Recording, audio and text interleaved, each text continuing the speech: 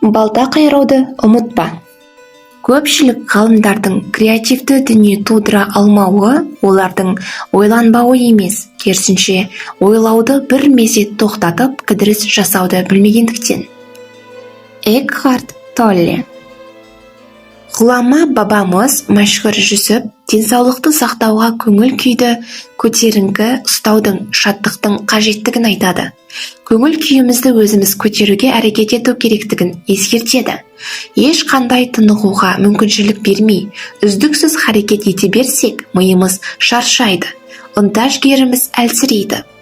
Мынадай тамаша тәмсіл бар.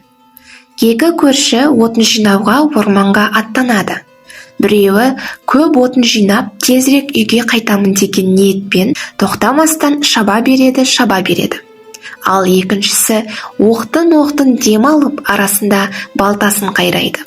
Кеш батқанда дем алмастан отын шапқан бірінші көршінің сілікпесі шығып, қатты шаршайды. Оның үстіне шапқан отыны да көңіл көншітерлік көп емес. Ал екінші көршінің арбасы отынға лық толған. Көңілі көтеріңкі, өзі де анау айтқандай шаршамаған.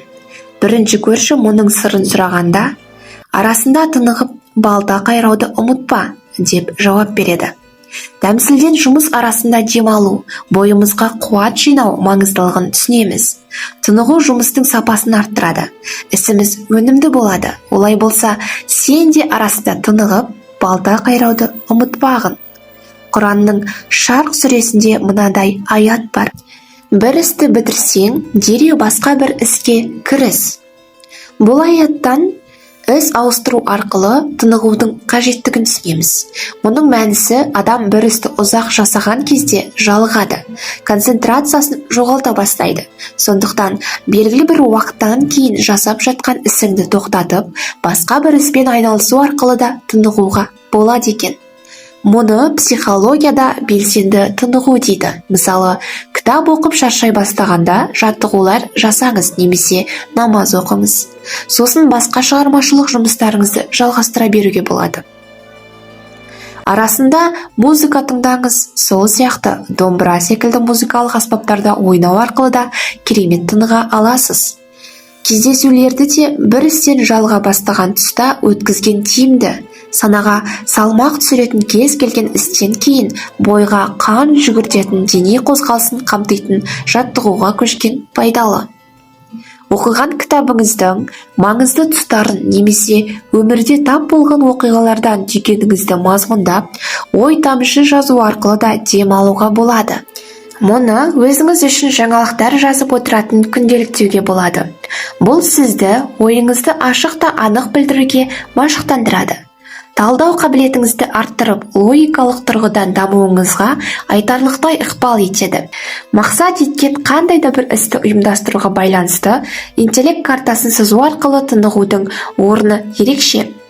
Басыңыздағы шашыраңқы ой жоспарларыңыз әжептәуір жүйеленіп, біршама реттеліп қалады. Интеллект картасын сызу алға қойған мақсатыңызды елестету және оған жету жолдарын алдын ала көре білу қабілетіңізді жетілдіре түседі.